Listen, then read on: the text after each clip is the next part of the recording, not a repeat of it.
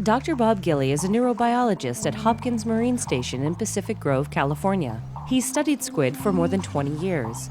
His most recent study of Humboldt squid, sometimes called red devils, tracked the movements of almost 1,000 squid off the coast of Santa Rosalia, Mexico. 2 months later, the squid began to appear across the Gulf of California near Guaymas.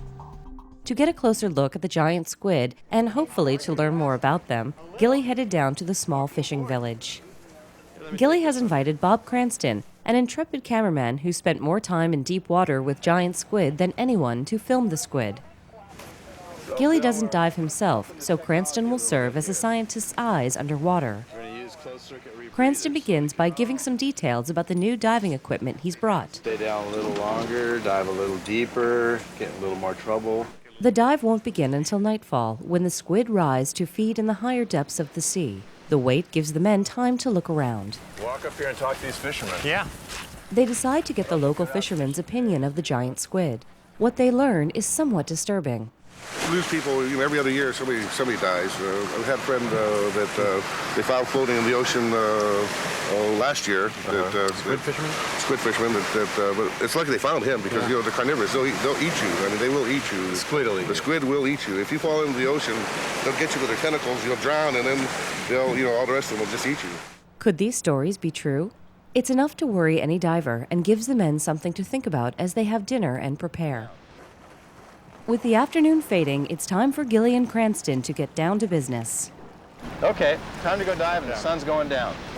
The men have created a plan to get as close as possible to the red devils, but it's going to require some major preparations and careful planning. Cranston knows from his past experience that it can take hours just to find the squid, possibly requiring numerous dives to 60 meters deep. With traditional scuba equipment, he could run out of air before seeing a single red devil. So Cranston will be using a rebreather for the dive. Get ready. Get ready for a night with the squid. A rebreather is a special device that contains a filter that removes dangerous carbon dioxide from the diver's exhaled breaths, while simultaneously adding oxygen.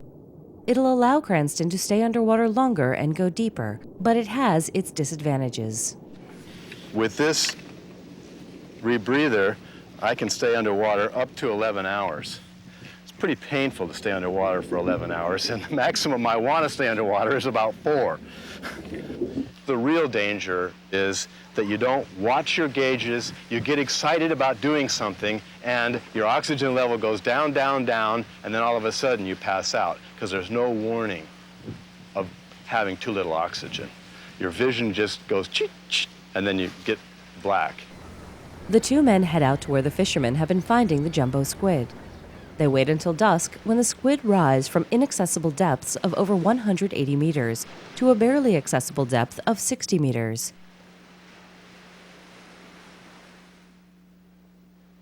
Tonight, Gilley and Cranston are going to attempt an interesting experiment.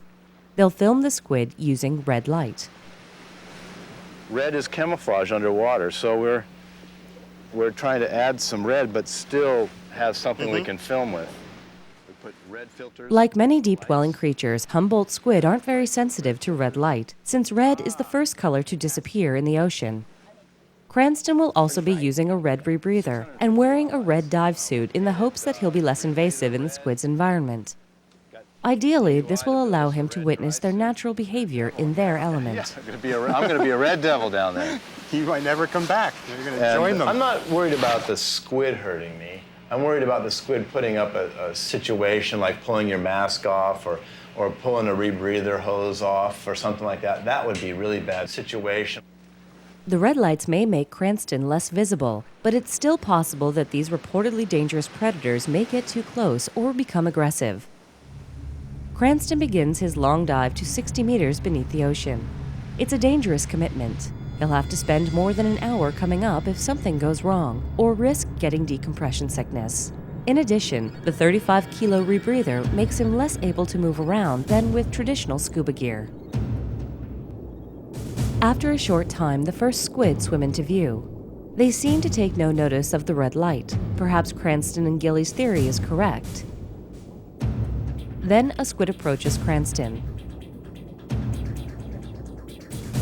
Cranston can see it, But can it see him? Apparently it can, but at first, the squid seems more curious than aggressive. Then suddenly, a bolder squid attacks the camera.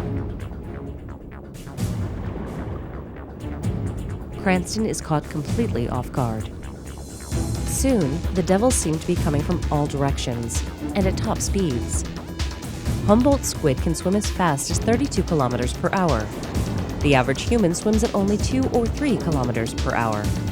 Eventually, the squid turn their attention to Cranston himself. His worst nightmare is about to come true. One tries to pull off his mask. Luckily, it fails. Then, as quickly as it all began, with one last squirt of ink, the attack is over. Congratulations, Bob. Well, about what? Back on the boat, Cranston is characteristically relaxed, almost like nothing happened. I had a squid come and, touch me. Yeah. They grab a hold of the camera, I grab a hold of them, and kind of shake Shake their hand a hands. little bit. And they throw out their little tentacles. Finally, Cranston gets to show off his film to Gilly. This was when we had the squid grab a hold of the lights and pull the filters. Mm-hmm. There he comes right out of nowhere. Impressive. They are coming in at full speed ahead, Yeah. grab the prey, and full speed reverse. And leave the ink. The red light was definitely a great success. Even though the squid could obviously see it, they came much closer than in white light. Cranston has captured some superb images, and Gilly has learned much more about the animal's behavior.